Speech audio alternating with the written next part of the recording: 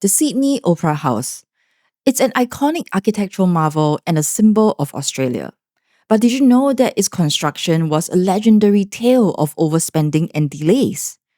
Initially estimated to take 4 years and cost $7 million, it eventually took them 14 years and cost a staggering $102 million before it was fully constructed. This dramatic difference between the initial optimistic vision and the eventual reality perfectly illustrates a common cognitive bias known as the planning fallacy. And this isn't just a historical anecdote. It's a deeply ingrained human tendency to be overly optimistic about how long a task will take and the resources that it requires, even if we know similar tasks have taken longer in the past. Psychologists Daniel Kahneman and Amos Tversky observe planners consistently taking an insight view, where they focus only on the unique features and best case sequence for their specific project.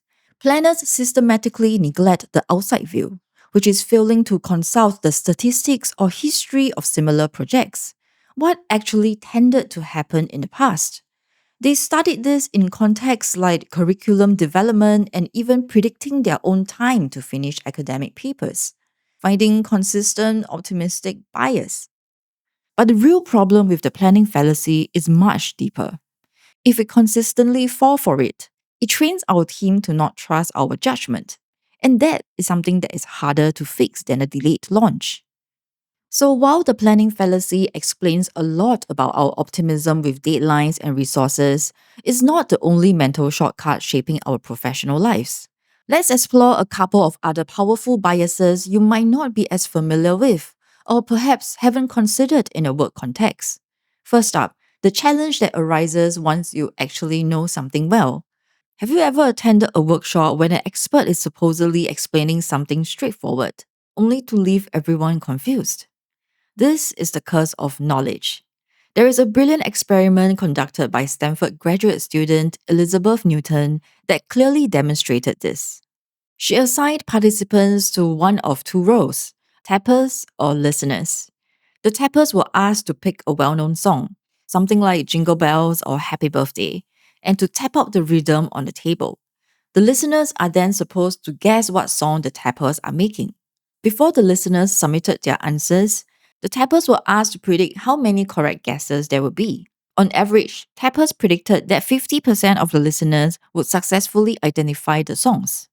But in reality, only 2.5% of the listeners actually managed to guess correctly. Why is this so hard? This experiment perfectly shows the failure of perspective taking. The tappers, while they are tapping out the songs, could essentially hear the melody in their heads. But from the listener's perspective, they could only hear the disconnected taps. This is a very common communication barrier at work. Think about jargons. When we use specialized language that comes very naturally to us, we forget that the jargon itself is a barrier. Because we literally cannot unlearn what we know, we can't recall what it feels like to not understand these terms. When we are not conscious about trying to adopt the mindsets of our listeners, we tend to overestimate the extent to which our knowledge, context, and internal experiences are shared by others. From the challenge of communicating what we know, let's look at how groups sometimes resist knowledge or solutions from outside. If you have worked in corporate, this scenario should be somewhat familiar. Your company needs a solution, and an external group offers a fantastic, ready-made one. But instead, the decision was made to build a similar, perhaps less effective solution internally. This is the not invented here syndrome. NIH is a resistance to adopting ideas or solutions simply because they originated externally. It often taps into our tribal instincts and in-group loyalty, where we unconsciously value our ideas more than theirs. It can also stem from a desire to maintain internal control, a preference for the familiar, or even ego and the fear of admitting that an external solution is superior. This leads to wasting resources trying to reinvent the wheel and missing out on innovation. It's like a chef refusing a perfect ingredient just because they didn't grow it themselves.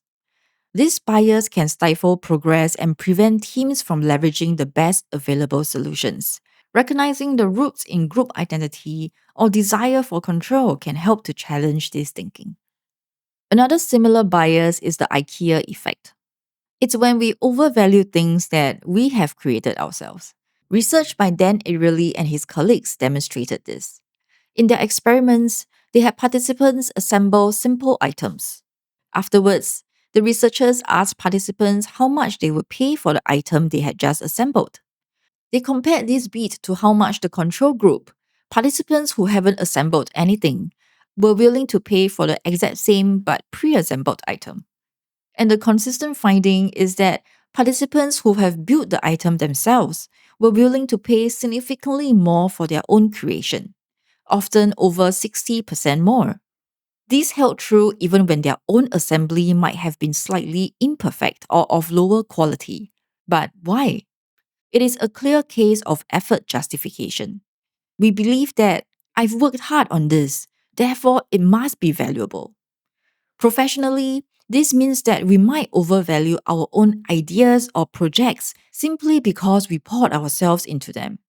It can make us resistant to better ideas from others or even hesitant to delegate because we do not want to relinquish the control over our own creation. This effect is so hard hitting that marketers leverage it. Think about cake mixers that require you to add an egg or build a bear workshops. That little bit of effort significantly increased your perceived value and connection to the final product, allowing you to justify paying a higher price. When we combine the IKEA effect with the NIH syndrome, we get a team that clings to a homegrown tool, ignores better options, and then burns 6 months polishing a dead end idea. This behavior doesn't just kill growth, it makes the environment unconducive for retaining talent. That powerful feeling of valuing what we've built, driven by the need to justify our effort, leads us directly into untangling two crucial, related concepts that are vital for evaluating our work and deciding when to persist or pivot. We've just touched on effort justification with the IKEA effect. This is primarily driven by the need to reduce cognitive dissonance. To make our efforts feel psychologically worthwhile, we adjust our attitude towards the outcome, convincing ourselves that it was more valuable than it might objectively be. To apply this in reverse will be Aesop's fable of the fox deciding that the grapes he couldn't reach were sour anyway. He justified his failed effort by devaluing what he couldn't achieve. The sunk cost fallacy, however, is subtly different. It's about clinging to a course of action because of past, irrecoverable investments. A major driver is loss aversion. Psychologically, the pain of accepting a past investment as a definite loss feels more intense than the potential future gain from switching strategies. We are wired to avoid losses. It also connects our desire to appear consistent and follow through on commitments, even when circumstances change and it's no longer rational. A classic example often cited for the sunk cost fallacy is the Concorde supersonic jet program back in the 1960s and 70s. The goal was incredibly ambitious: routine supersonic passenger flight between continents. However, development costs, heavily funded by the British and French governments, began to shoot upwards.